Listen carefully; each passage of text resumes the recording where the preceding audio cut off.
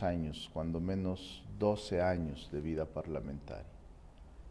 Por eso quise estar aquí en Guadalajara.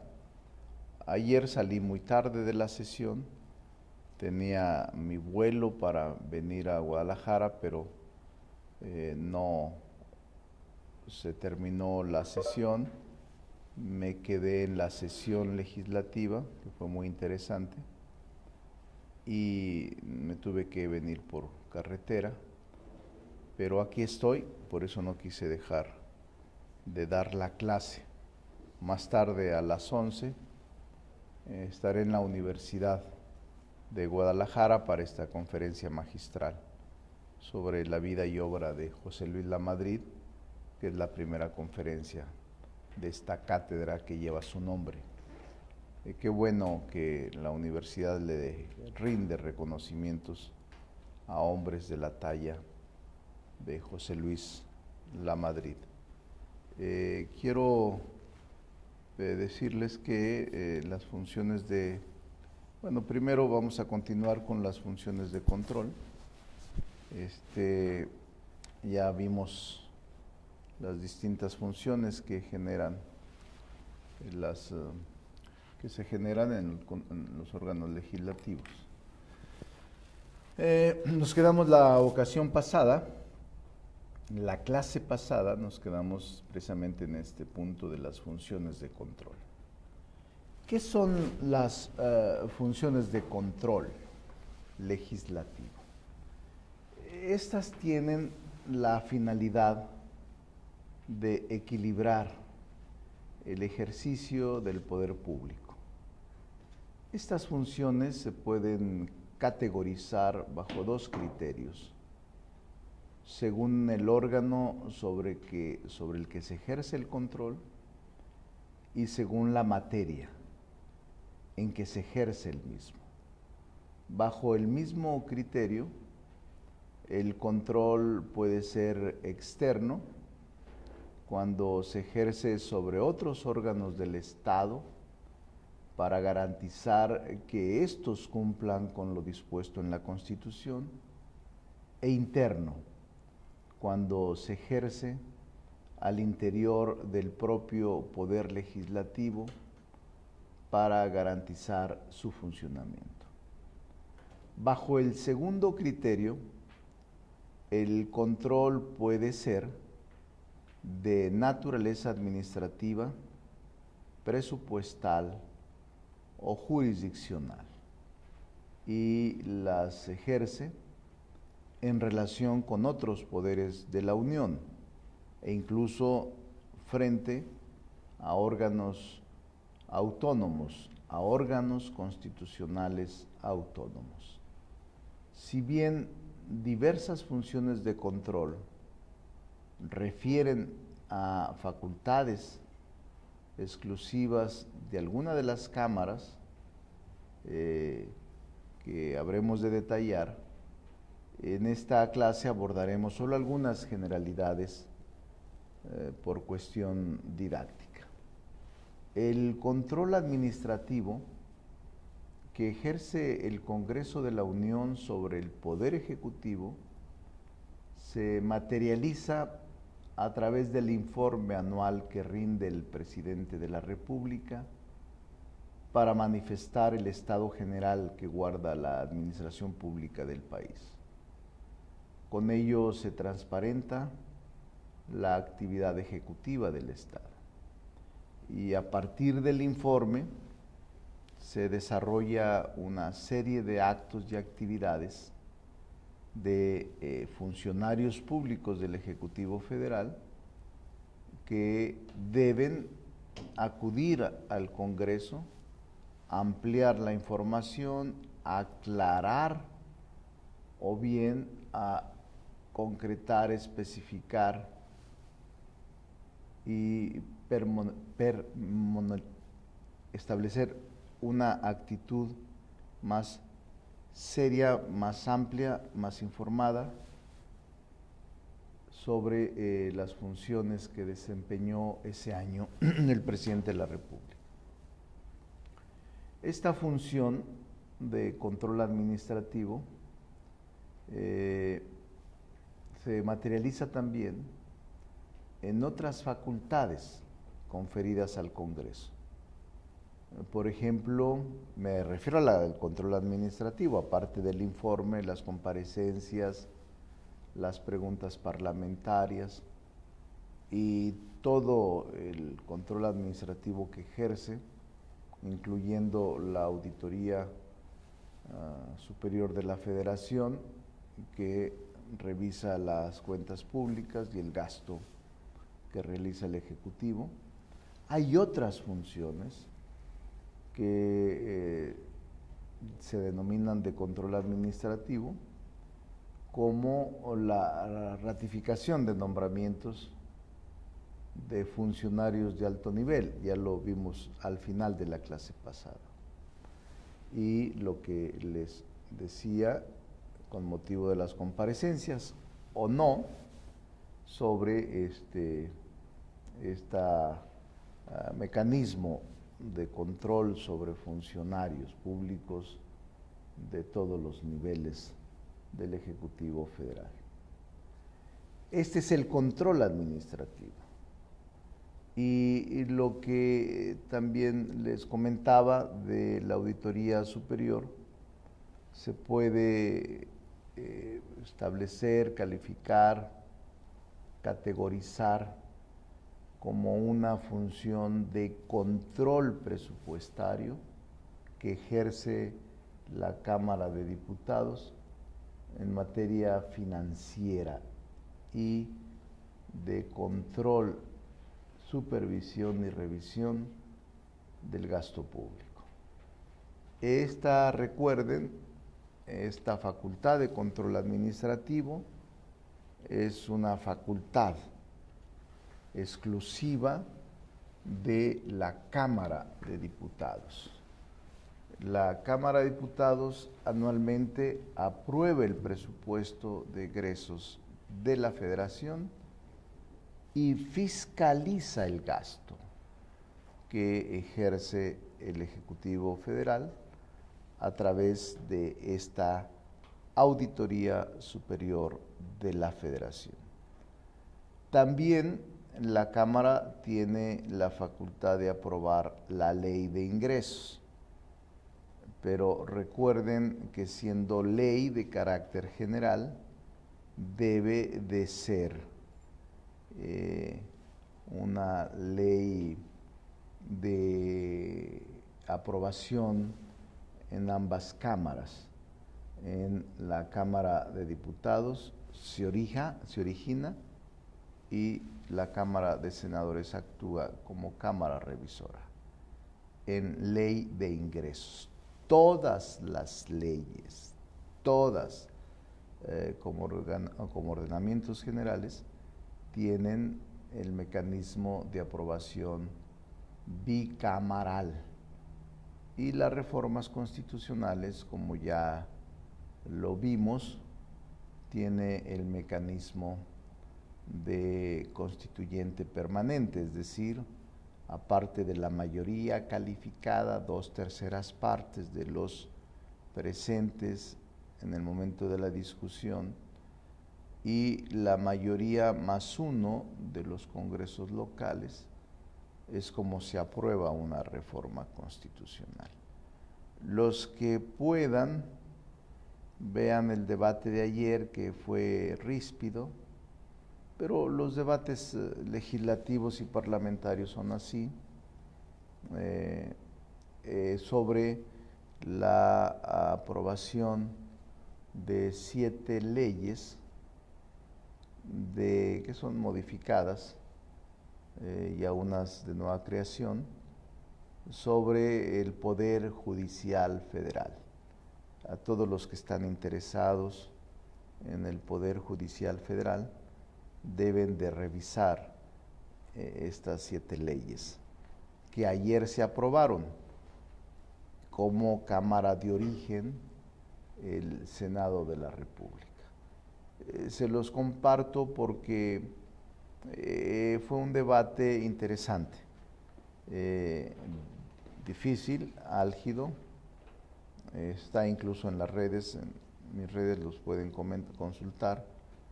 Pero ¿de qué se trató este debate? Realmente las 7 leyes no tuvieron problema porque fueron consensadas. Las 7 disposiciones generales, los 7 ordenamientos jurídicos reglamentarios fueron debidamente consensados con la gran mayoría de los partidos, salvo uno de los partidos. La votación en lo general era de 105, 108 votos en favor, 8 votos en contra. Algo así era la composición de la votación en las 7 leyes. Pero en una de ellas, en la ley orgánica, se presentó ayer una reserva. Ya platicaremos de eso ya en las próximas clases. Creo que iniciamos ahora a ver el proceso interno. Pero en el mecanismo y en el proceso de discusión se discute en lo general una ley y luego se discute en lo particular. Puedes incluso hipotéticamente estar de acuerdo en la concepción general y votar en favor en lo general, y en lo particular tú dices, yo tengo un artículo que a mí no me gusta y por tanto lo reservo, ese no lo voto y lo reservo para la discusión en lo particular. Es tu derecho como legislador. Y un senador del Partido Verde y el grupo parlamentario del Verde, que son 8, presentaron una reserva de ley que generó una gran controversia y va a seguir generando una controversia normal, pero que hay precedentes en el reciente pasado que han ocurrido de manera similar, pero ahora las cámaras son demasiado intensas y dinámicas. Presenta su reserva el Verde y uno de los artículos transitorios propuestos en esta reserva, el 13 transitorio, establece que para poder llevar a cabo todo el proceso de reformas en el Poder Judicial, se le autoriza al presidente de la Corte, que fue electo por 4 años, ampliar su periodo por 2 años más. ¿Se puede? Sí, hay precedentes. En el caso del Tribunal Federal Electoral y otros que no recuerdo, en el pasado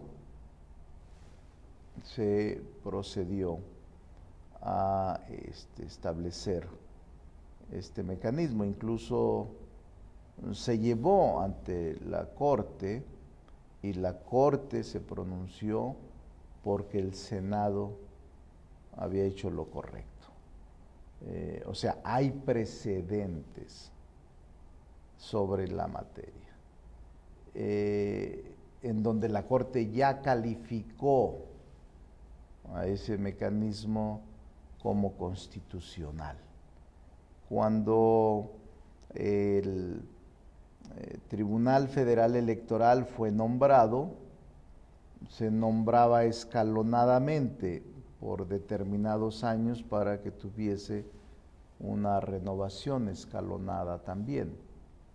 Pero luego a alguien se le ocurrió negociar con los magistrados para ponerlos todos en un mismo periodo de duración del cargo, aunque la ley orgánica no lo permitía. Hagan de cuenta que se nombraban por 3, por 6 y por 9 años. Es un ejemplo nada más, sin precisar los años. Y un transitorio de la ley decía que por esta ocasión los 4 o los 6 magistrados del Tribunal Federal Electoral serían electos para un cargo cuya duración sería de 6 años todos, en contravención de la ley, en contravención de la ley. La oposición de aquel momento, de aquel tiempo, la oposición se inconformó con esta decisión del Senado de la República y la oposición acudió para promover una acción de inconstitucionalidad. Y la Corte resolvió que el mecanismo utilizado por el Senado era constitucional. Era constitucional. Por eso ya se exploró y la Corte ya se pronunció. Ya se pronunció. Es decir, que este proceso que está viviendo ahora el Senado, la Corte tiene criterios. También esta discusión que se dio es producto de el momento electoral.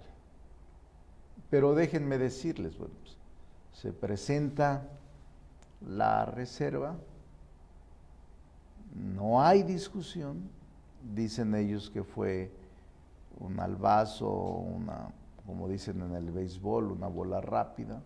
No, la verdad es que los senadores, su mayoría, un gran porcentaje, saben lo que hacen. Y si no saben lo que hacen, más mal estaría. Pero la propuesta del Partido Verde tuvo una aprobación de 85 votos en favor, 4 abstenciones y 20 o 22 votos en contra. Es decir, 85 votos en favor. Luego se llamaron a sorprendidos, pero yo me pregunto si recibimos una percepción de dieta de 105,000 pesos, solo tenemos 2 sesiones digitales por semana, lo más correcto sería que estuvieras atento a lo que pasa en la discusión para que pudieras votar en conciencia y votar en razón de tu convicción. Pero los 85 de todos los partidos, con excepción de uno, votaron en favor de la propuesta. Ahora se ha hecho un gran escándalo mediático. Es normal porque son elecciones. Y todo lo que pueda causar ruido, confrontación política, es parte de este proceso que se está viviendo y que se está señalando. Por eso me pareció correcto en esta clase y en este momento en el que estamos analizando los mecanismos de control del Congreso en su ejercicio de función de control legislativo, jurisdiccional, administrativo, electoral, recordarles lo que apenas ayer se suscitó en la Cámara de Senadores. En el caso de los nombramientos, ¿Puedo preguntar en relación con lo que estaba explicando? Sí, claro. Yo como que no entiendo muy bien, o sea, cuáles son las ventajas de que sí se permita la reelección. O sea, ayer de lo que platicaron, yo sí que puedo ver la sesión, pero como que no me queda muy claro cuáles son las ventajas porque se resolvió que se permita como esta especie de reelección del presidente de la Suprema Corte. Es muy buena pregunta. porque el debate, si usted lo vio, el debate no abordó el fondo de la discusión, el fondo del tema. El debate parlamentario se dio en lo político, pero se debió haber dado en el tema jurídico y constitucional. ¿Cuáles son las ventajas de que el presidente pueda ampliar su periodo como presidente, no como ministro de la Corte? El ser ministro de la Corte tiene una duración y el ser presidente tiene un proceso temporal.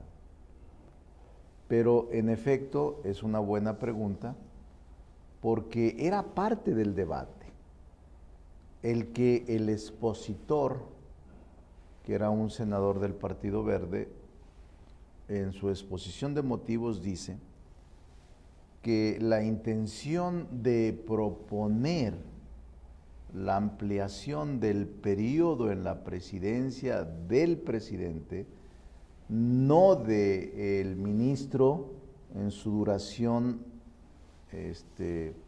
como ministro, era que se pudiese llevar a cabo la reforma integral que en gran parte fue propuesta, elaborada y diseñada, yo lo digo con toda seguridad, por el presidente de la Corte y los ministros. Es decir, es una ampliación en aras de aterrizar la propia propuesta de reforma constitucional que se aprobó el año pasado y estas 7 leyes. El proceso de maduración de la aplicación de las normas jurídicas que se están aprobando para tal efecto. Yo le diría, y lo dije ayer en el debate, si usted lo vio, y si no, les recomiendo lo vean, fue muy álgido al principio, porque en parte tiene razón la oposición, yo haría lo mismo, se lo dije yo a varios senadores, pero lo aprobaron los 85 que comento, aunque yo también diría que la Cámara de Diputados tiene la posibilidad de revisar nuestra actuación. Es parte de este mecanismo bicameral, pero la razón concreta es para poder aterrizar o poder aplicar la reforma constitucional y las normas jurídicas reglamentarias a el proceso que está viviendo el Poder Judicial de la Federación.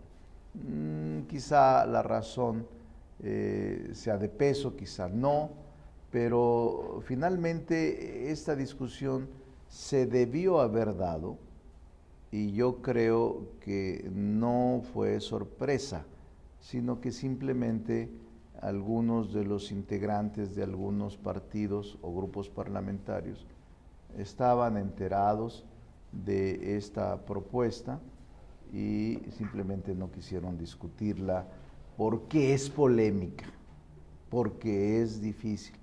Pero lo que le puedo decir es que ya en otros casos, la propia Suprema Corte de Justicia de la Nación se ha pronunciado y hay criterios que emitieron a través de resoluciones. Uno de los casos que le comento es la elección y nombramiento del Poder Judicial Federal. Todavía falta, yo no sé cuál sería el resultado final, pero pues es parte de este mecanismo que no debería extrañarnos ni sorprendernos de revisión de las leyes por la Cámara Revisora. Cuando la Cámara de Diputados actúa como Cámara de origen, el Senado revisa sus actuaciones. Y cuando el Senado, como es el caso, actúa como Cámara de origen, la Cámara de Diputados actúa como revisora. Y si la Cámara de Revisión modifica este 13 transitorio, nos lo reenvía y entonces nosotros tenemos que decidir si sostenemos nuestro criterio o bien lo modificamos y nos allanamos a lo hecho por la Cámara de Diputados como Cámara Revisora. Luego de este proceso, todavía existe el veto. El presidente de la República puede vetar la reforma en sus términos o parte de la reforma o solo este artículo de la ley, de una de las 7 leyes que fueron aprobados.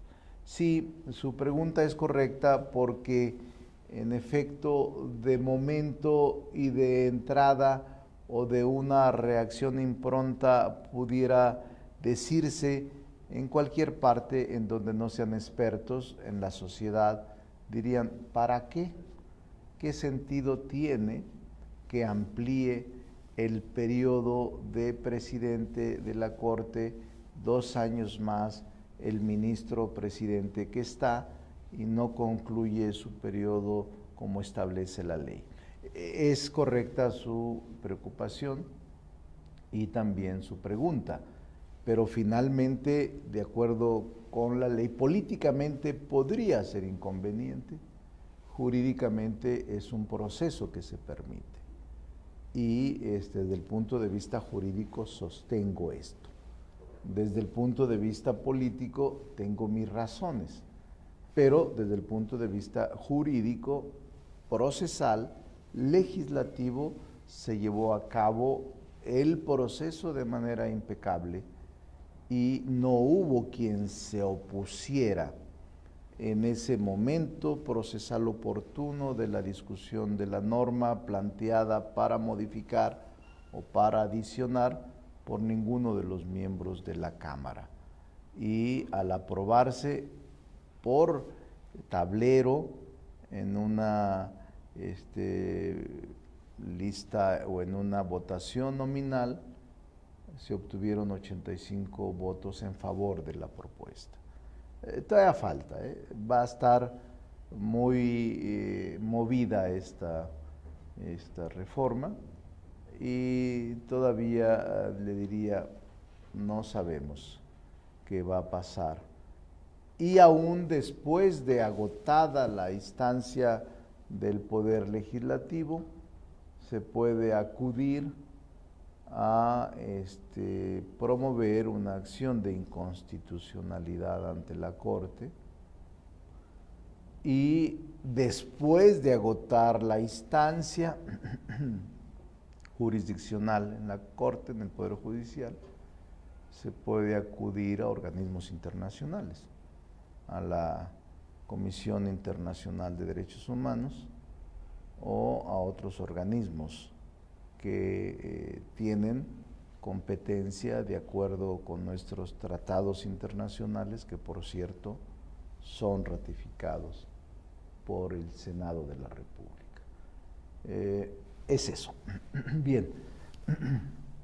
En ejercicio retomamos la clase. Estamos en la clase, simplemente son senderos para servirla. Pero véanla, qué bueno que la vio, pero véala. Y esas formas improntas, yo no pensaba subir, casi no subo, antes subía mucho cuando era opositor.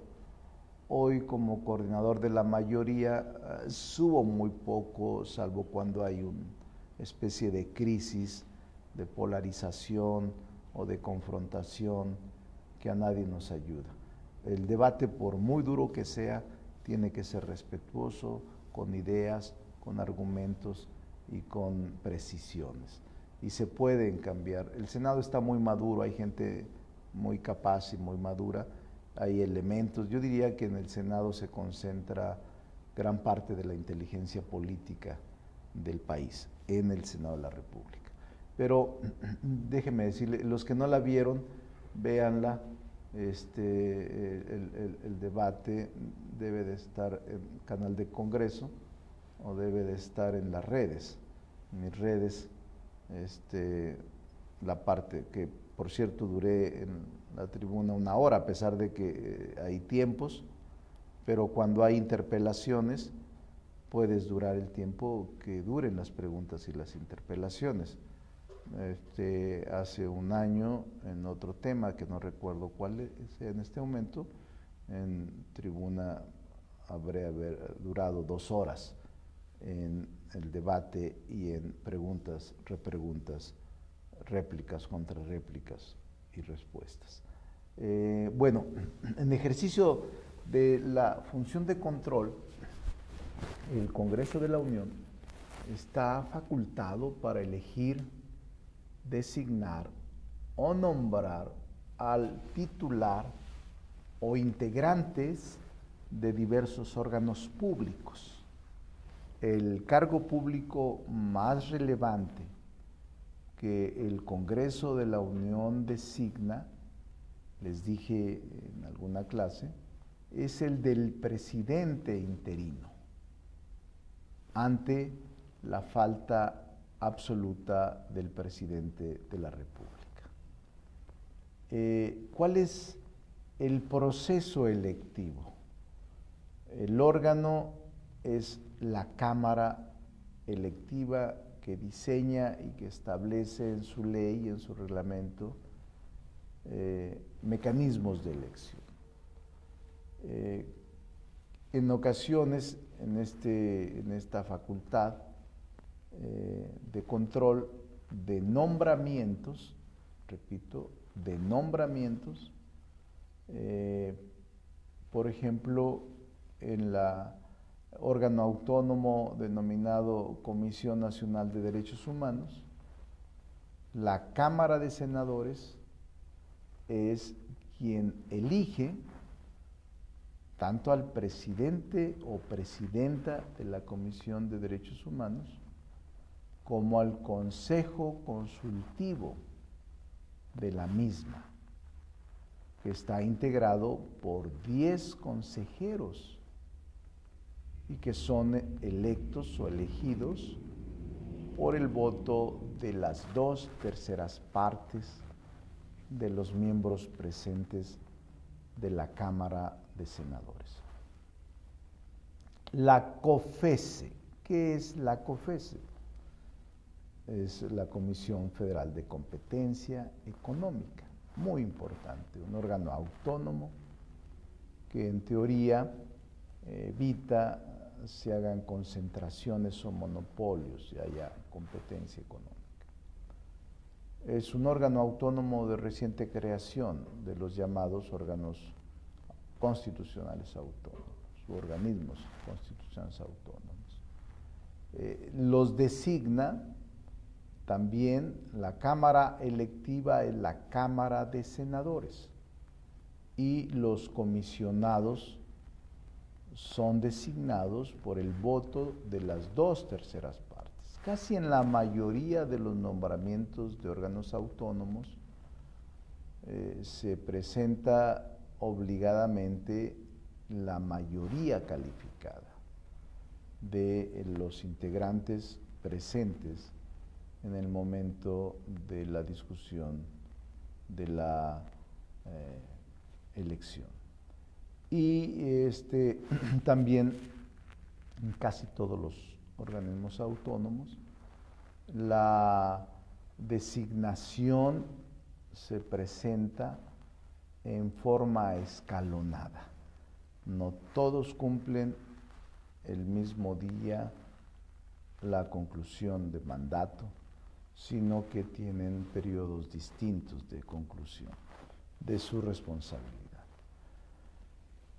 El Coneval, este organismo, sí lo designa, la Cámara electiva es la Cámara de Diputados. Los miembros del Coneval serán nombrados por el voto de las 2/3 de los miembros presentes de la Cámara de Diputados. Recientemente, la Procuraduría General de la República se convirtió en Fiscalía General de la Nación.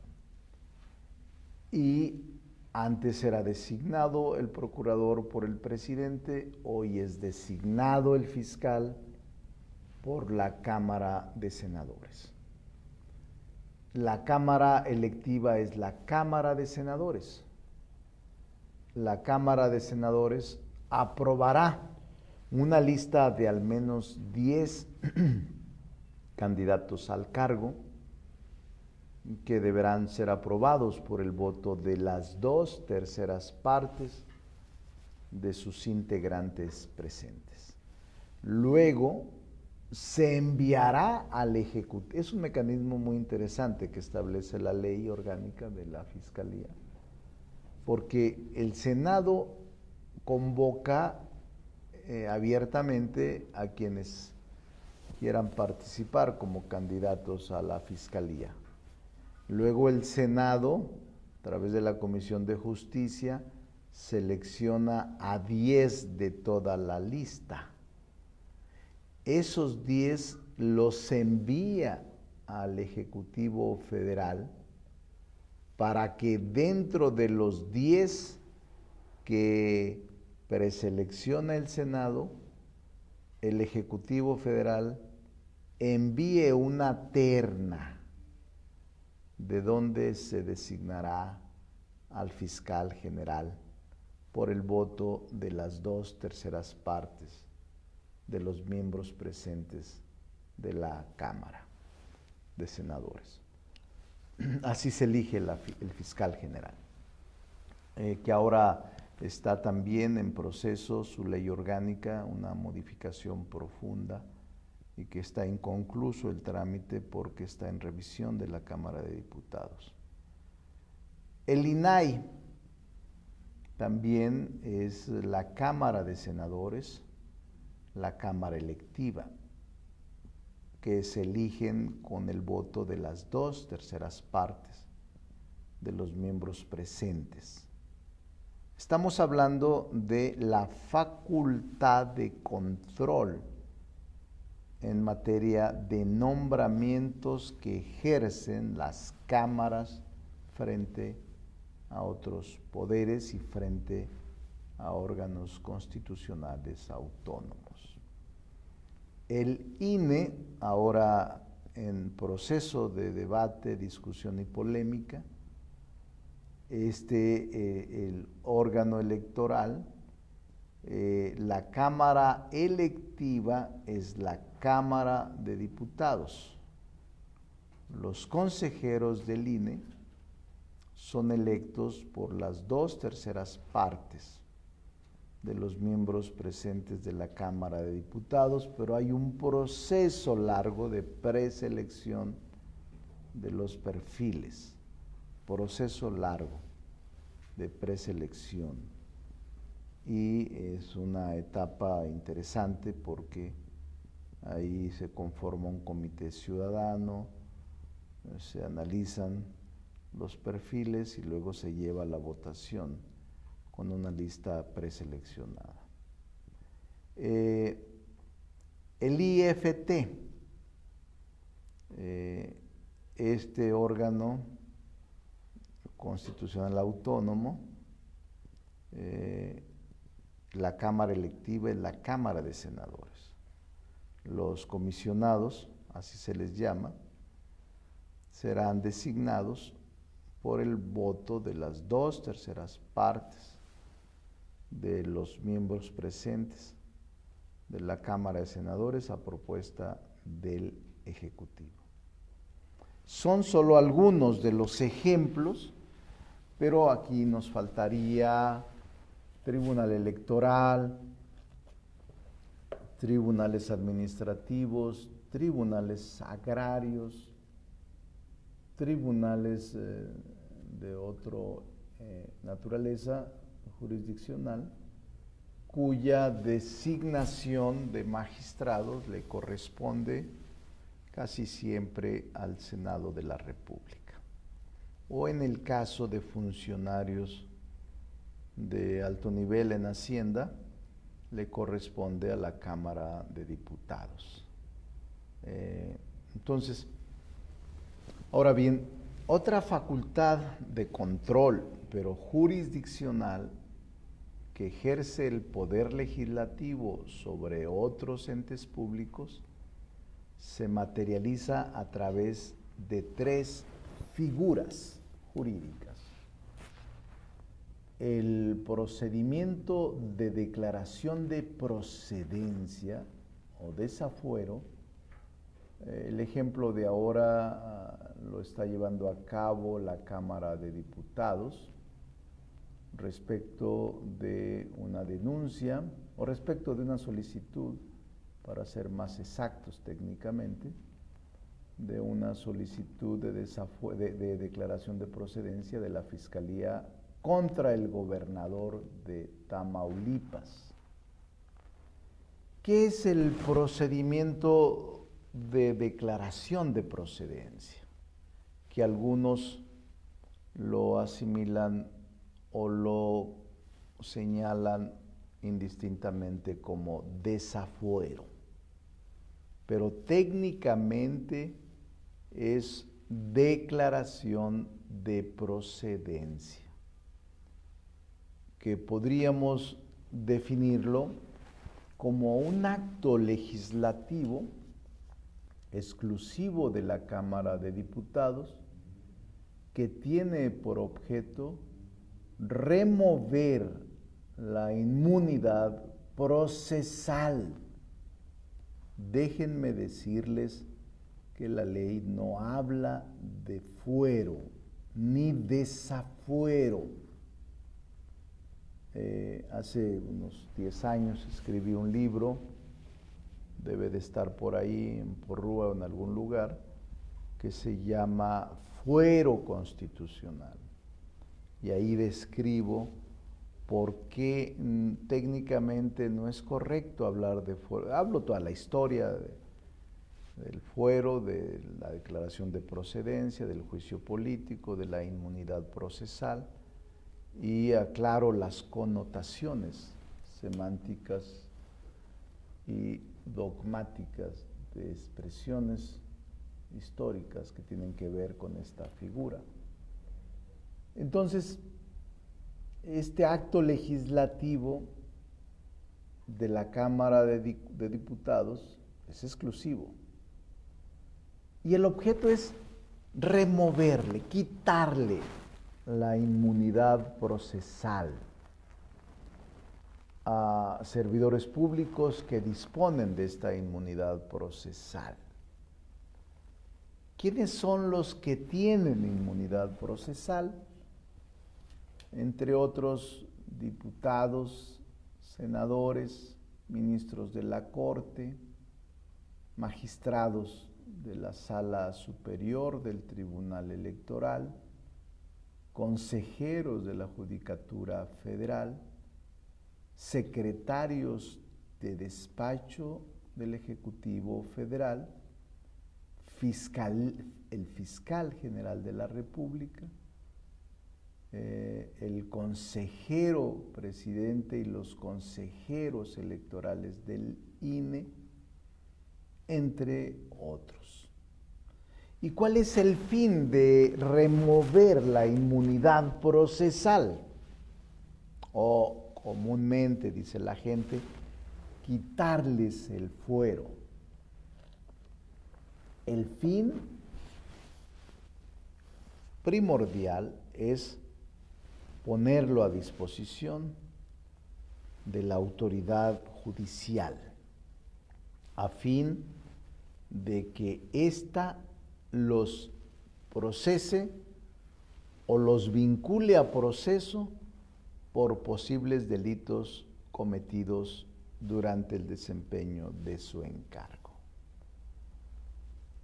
Hay una discusión ahora con el caso Tamaulipas, porque ellos alegan en el Estado que el gobernador también tiene que ser aprobado su desafuero, su declaración de procedencia en el órgano legislativo local. No es así, es una interpretación incorrecta.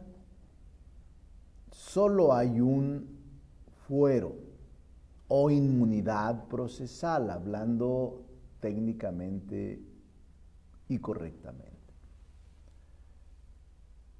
Hay una inmunidad procesal que te prevé la Constitución en su artículo 111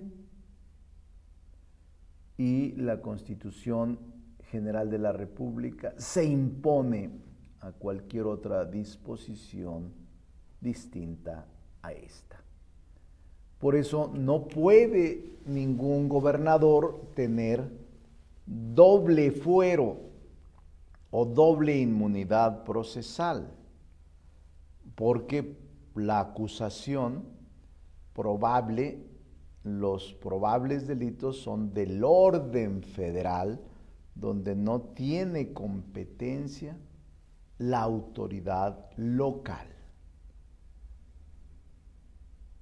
La declaratoria o la declaración de procedencia debe de ser aprobado por la mayoría absoluta de los miembros presentes en la sesión. La Cámara de Diputados, como órgano acusador, emite la declaración de procedencia solamente, no juzga, solo elimina la inmunidad procesal para que posteriormente el servidor público se ponga a disposición, se le sujete a proceso por la autoridad competente para que actúen con arreglo a la ley. Hablamos mucho sobre el fuero presidencial. Vuelvo a decirles que técnicamente no debería llamarse fuero presidencial, sino inmunidad procesal del presidente de la República. Hace un año, recientemente, se aprobó una reforma a dicha figura. Primero nació como un compromiso del actual presidente de la República y se logró integrar al cuerpo normativo de nuestra Carta Magna para que el presidente pudiera ser sometido a delitos graves, que antes no estaba permitido. El presidente de la República solo podía ser acusado por traición a la patria. Esta eliminación de la inmunidad procesal del Ejecutivo Federal fue aprobada ahora en febrero de este año apenas. Desafortunadamente, el fuero constitucional, en el caso del presidente de la República en el pasado, fue utilizado para realizar abusos en el ejercicio de las funciones. Tenía su sentido la inmunidad procesal, porque un presidente en la etapa de la inestabilidad política siempre es sometido a presiones, a denuncias y a todo tipo de estrategias en contra de él que genera estabilidad. Sin embargo, también se abusó de esta figura y ahora se tiene esta situación de la eliminación del fuero procesal. Yo siempre expresé mis dudas sobre eliminar la inmunidad procesal del presidente de la República, quien sea. Pero era una propuesta, compromiso del presidente de la República, que ya ahora es reforma constitucional. La reforma que les comento modifica los artículos 108 y 111 de la Constitución y determina que durante el tiempo de su encargo, el presidente de la República ya no podrá ser imputado y juzgado solo por traición a la patria, sino también por hechos de corrupción, delitos electorales y todos aquellos delitos por los que se podría enjuiciar a cualquier ciudadano o ciudadana para proceder penalmente contra el presidente de la República. Basta acusarlo ante la Cámara de Senadores en los términos del 110 y se resolverá en ese sentido que proceda.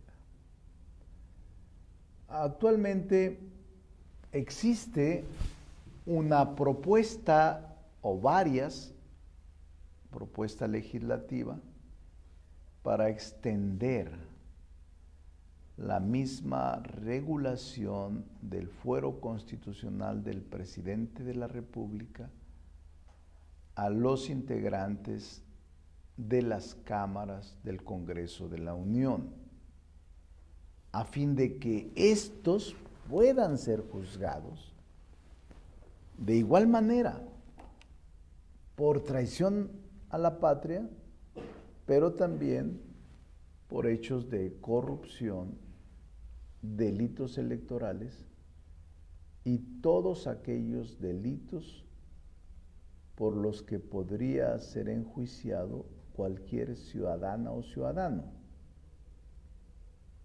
Este procedimiento también se contempla en el 111. Esta propuesta ya fue aprobada por el Senado y está en la Cámara de Diputados sin haberse resuelto. Ahora revisemos las facultades de control de control jurisdiccional.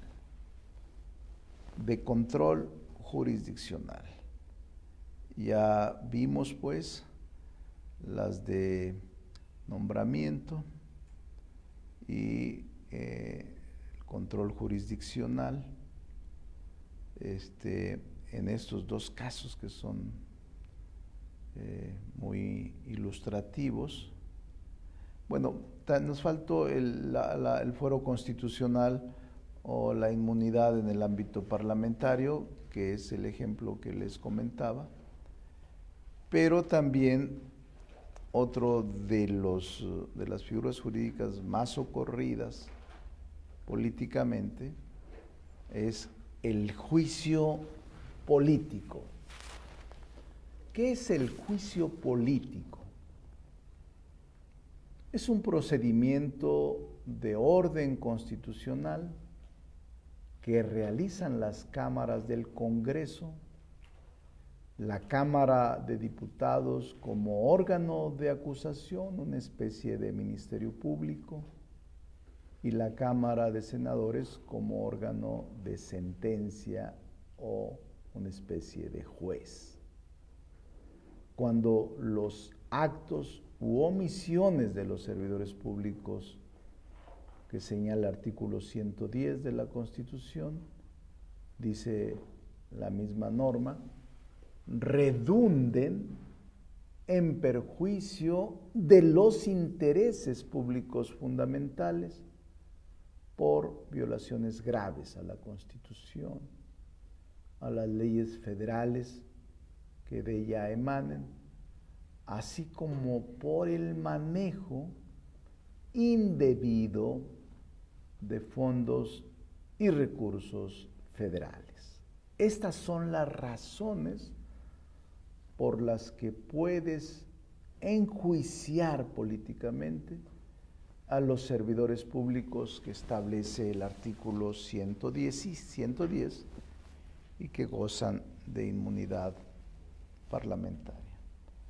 Los servidores públicos que podrán ser sujetos de juicio político en el ámbito federal son senadores, diputados, ministros de la Corte, gobernadores, consejeros de la Judicatura, secretarios del despacho, fiscales, magistrados de circuito, jueces de distrito, consejeros electorales del INE, magistrados del Tribunal Electoral, integrantes de los órganos constitucionales y sus direcciones generales o sus equivalentes a los organismos descentralizados, empresas de participación estatal mayoritaria, sociedades y asociaciones asimilados a estos fideicomisos públicos. Esto lo establece el artículo 110, pero estos son los entes que pueden ser sometidos a control jurisdiccional y a juicio político. Esta es otra de las formas de control político. Voy a quitarme el saco, que aquí está muy caliente el lugar, en el hotel de la ciudad de Guadalajara, que nos hicieron el favor de prestarnos este espacio para dar la clase. Muchas gracias a la gente del hotel. Bueno, el Senado tiene, vamos a analizar ahora la facultad, otra facultad que le corresponde al Senado de la República como facultad exclusiva. Es la facultad de control de la política exterior. El Senado tiene la atribución de analizar la política exterior que realiza el Ejecutivo Federal, con base en los informes anuales que rinde el propio Ejecutivo y que encabeza la Secretaría de Relaciones Exteriores. También este control de política exterior, el Senado puede realizar manifestaciones en torno a la política exterior. Por ejemplo, en este momento estoy muy preocupado y he platicado con el canciller y con el Ejecutivo Federal sobre los flujos migratorios de niños. Estoy muy preocupado y es probable que citemos a comparecer al canciller, porque me parece muy delicada la situación de los flujos migratorios, sobre todo de niños no acompañados. Es una crisis que se está viviendo en la frontera sur y que nos repercute de manera considerable. Esta es una facultad de control del Senado como Cámara exclusiva sobre el Ejecutivo Federal. Podemos llamar a comparecer a cualquier miembro del Servicio Exterior encabezado por su canciller y pedirles explicaciones y nos den a conocer los planes y programas para el trato humano, atendiendo las principales doctrinas de protección de los derechos humanos sobre migrantes que normalmente están de paso por nuestro país hacia el vecino del norte.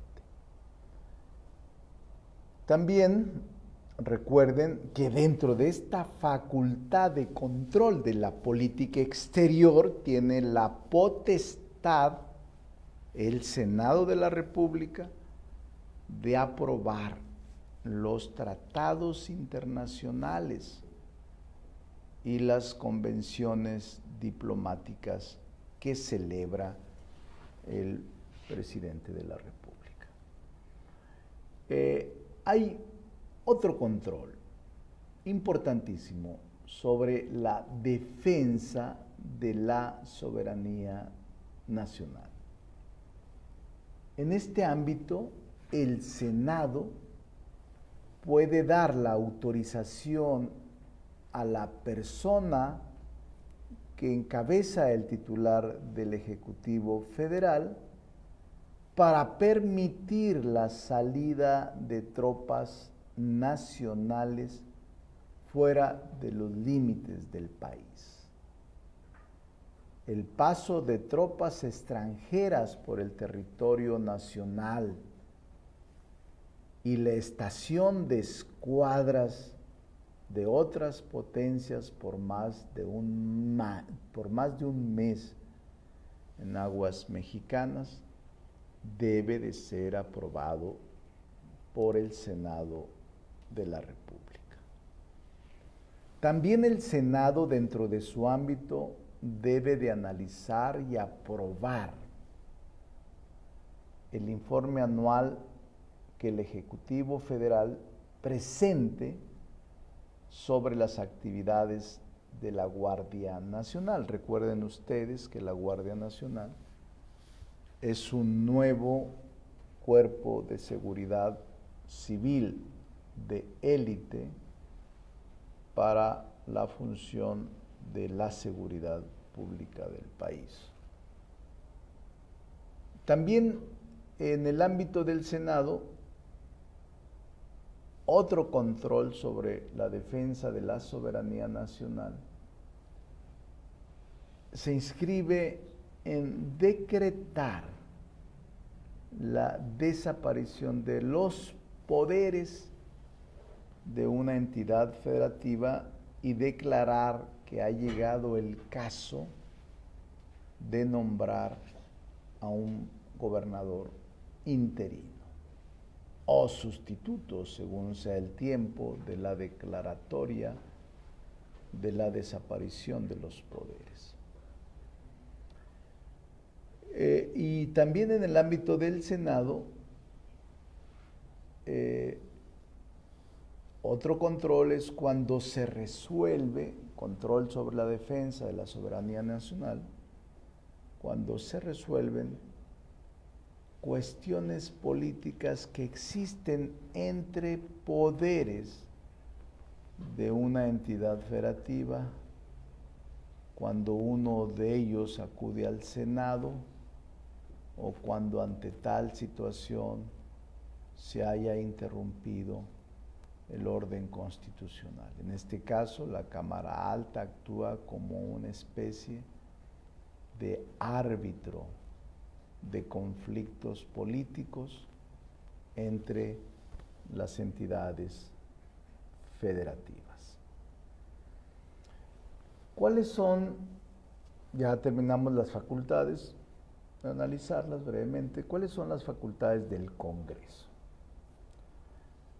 Quizás sea el artículo más reformado, el artículo que refiere las facultades del Congreso, el más reformado en la historia de la Constitución, el artículo 73. Es el que ha sido más reformado y es el que contiene las facultades del Congreso de la Unión. que van desde admitir nuevos estados a la Unión Federal y una amplia cantidad de facultades. No sé si tengamos una lámina, creo que sí. Pónganla por favor y aquí la pueden tener ustedes, que son esto que les decía: admitir nuevos estados, formar nuevos estados, cambiar la residencia, imponer contribuciones en materia de deuda pública. Es muy amplia las atribuciones y facultades del Congreso de la Unión. También para legislar sobre hidrocarburos, minería, sustancias químicas, explosivos. Aquí están resumidas las facultades del Congreso de la Unión que pueden ustedes ver y que, repito, debe de ser uno de los artículos, es el más reformado en la historia de la Constitución del 17. Bien, no sé si ya tomaron nota, para no repetir cada una de las facultades, mejor véanlas, a ver si pueden sacar fotografía. Vamos a entrar más en materia a partir de esta definición del 73 constitucional y vamos a ubicarnos más en la legislatura. ¿Qué es la legislatura? Ustedes habrán escuchado que dicen: fui diputado en la 54 legislatura, fui senador en la 60 legislatura. Mi abuelo fue diputado en la legislatura 17. Mi papá quería ser diputado en la 50 legislatura.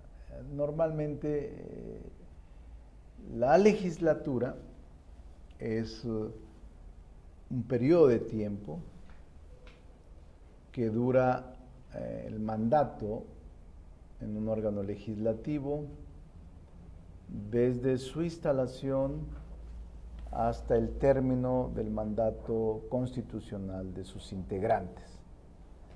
En México, cada legislatura dura 3 años y son clasificadas con un número romano consecutivo. 3 años. El ejercicio de las funciones de los diputados y las diputadas durante 3 años es una legislatura. En el caso de los senadores y las senadoras, que duran 6 años, son 2 legislaturas. Y aquí ocurre como acto formal de inicio la instalación formal. Todos los procesos son muy formales. Desde el siglo antepasado se sigue una formalidad estricta. En algunos países del mundo que tienen una vieja tradición parlamentaria, incluso la gente que da asistencia a los legisladores están de frac, como una costumbre tradicional, el vestido formal. La instalación de la legislatura es lo que da el inicio a la misma. La ley establece incluso la norma jurídica interna, establece, por ejemplo, en la instalación de la legislatura, que es un acto formal con el que se da inicio a una legislatura, se establece que los legisladores electos que hayan recibido su constancia de mayoría y validez se reunirán en el salón de sesiones de la respectiva Cámara el 29 de agosto del año de la elección, a las 11 horas. Por eso les digo, todo es muy formal y lo establece la ley. Y se reúnen este día y a esta hora con el objeto de celebrar la sesión constitutiva de la Cámara que inicia sus funciones el 1 de septiembre. Ustedes lo pueden consultar en la Ley Orgánica del Congreso, en su compilación sobre el Poder Legislativo. Creo que es el artículo 14, 16 y del reglamento. Pero es un acto formal, protocolario, indispensable para constituir la legislatura. La primer legislatura se cuenta a partir del constituyente del 57, que transcurrió por razones históricas del 8 de octubre al 19 de diciembre del 57. Cabe recordar que incluso el nombre oficial de nuestra Carta Magna vigente es, el nombre formal no es Constitución del 17, sino es Constitución Política de los Estados Unidos Mexicanos, que reforma la de el 5 de febrero de 1857. Por lo que es desde el momento constitucional originario del 57 que inició el conteo de las legislaturas en nuestro país. Actualmente nos encontramos en la 64ª legislatura, 64, que inició el 1 de septiembre del 2018 y concluirá el 31 de agosto del 2021, en unos meses más. Concretamente estamos concluyendo el tercer año legislativo, que inició el 1 de septiembre del 18 y, bueno, el tercer año legislativo inició el 1 de septiembre del año pasado y concluye el 31 de agosto próximo. El año legislativo, eso es importante, todo es importante, pero digo, diferente, ¿no? El año legislativo se computa en materia nuestra el 1 de septiembre. El año legislativo se computa del 1 de septiembre al 31 de agosto. No es como el año fiscal del 1 de enero al último de diciembre. El año legislativo se computa 1 de septiembre al 31 de agosto. Y el Congreso General se reúne a partir de el 1 de septiembre de cada año para celebrar un primer periodo de sesiones ordinario a partir del 1 de febrero de cada año para celebrar un segundo periodo de sesiones. 2 periodos de un año legislativo. 1 de septiembre se inicia y el 1 de febrero el segundo periodo del mismo año legislativo. Cada periodo de sesiones dura el tiempo necesario para tratar los asuntos de su competencia. Sin embargo, el primer periodo no puede prolongarse sino hasta el 15 de diciembre de ese año. O sea, cada vez que hay elecciones presidenciales, es la única excepción. Cuando hay elecciones presidenciales, el periodo puede extenderse hasta el 31 de diciembre y el segundo periodo no puede prolongarse más allá del 30 de abril. Este periodo en el que estamos se inició el 1 de febrero y concluye el 30 de abril. No puede prolongarse más allá de esa fecha. Si hay más trabajo legislativo, entonces puede convocarse a un periodo extraordinario. En el periodo en el que el Congreso se encuentra en receso, trabaja la comisión permanente, como veremos en detalle más adelante. Ahora, estamos viendo la instalación de las cámaras, la instalación de la legislatura de cada una de las cámaras. El primer aspecto que se lleva a cabo es una sesión de instalación. El primer día, el 29 de agosto, como ya notamos, se realiza la sesión primera de la legislatura para instalar la Cámara. ¿Qué son las sesiones? Las sesiones son reuniones formales de trabajo de las legisladoras y legisladores en el pleno de las respectivas cámaras a la que pertenecen para discutir y desahogar asuntos legislativos.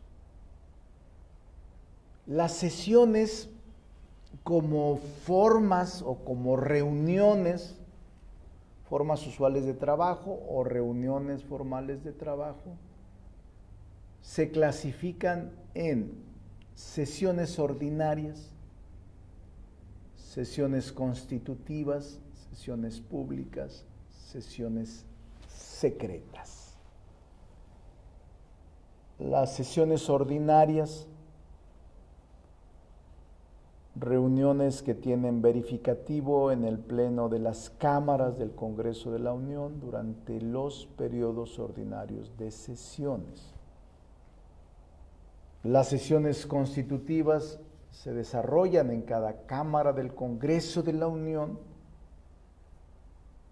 el 29 de agosto del año de la elección de la nueva legislatura y que tiene por objeto declarar su legal constitución para instalarla oficialmente.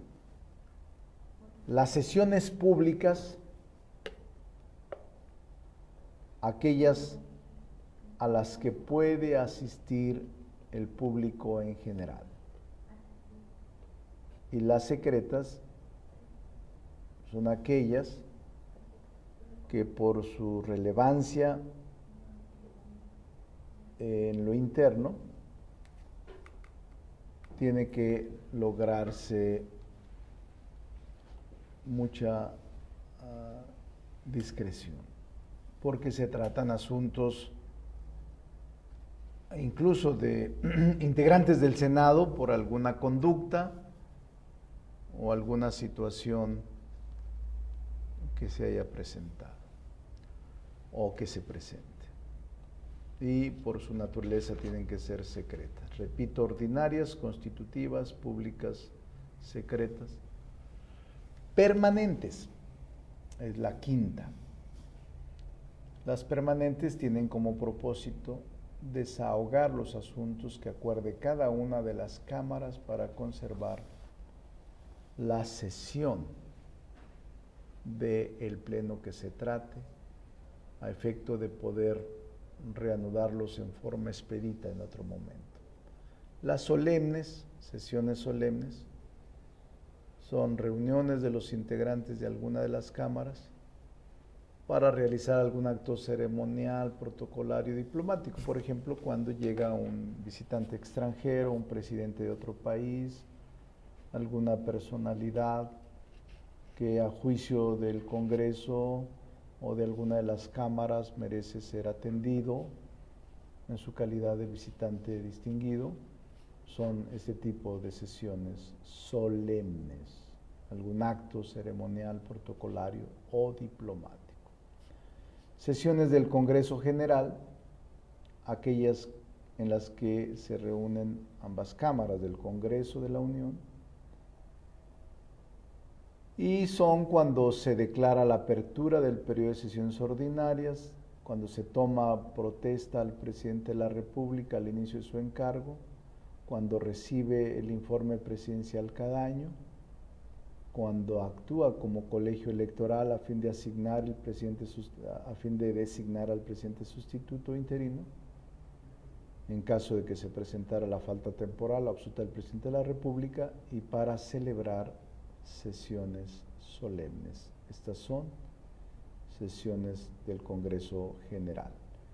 Y sesiones extraordinarias son las que se convocan fuera de calendario de un periodo ordinario. La comisión permanente es la única que puede convocarlas, ya sea a petición de sus integrantes o incluso del presidente de la República. Entonces, repito, son 8 tipos de sesiones que se observan en el Congreso. Sesiones ordinarias, constitutivas, sesiones públicas, sesiones secretas, sesiones solemnes, sesiones, miren, estas sesiones normalmente no tienen, las de mayor formalidad son las ordinarias, y la constitutiva solamente cada legislatura, pero estas son las 8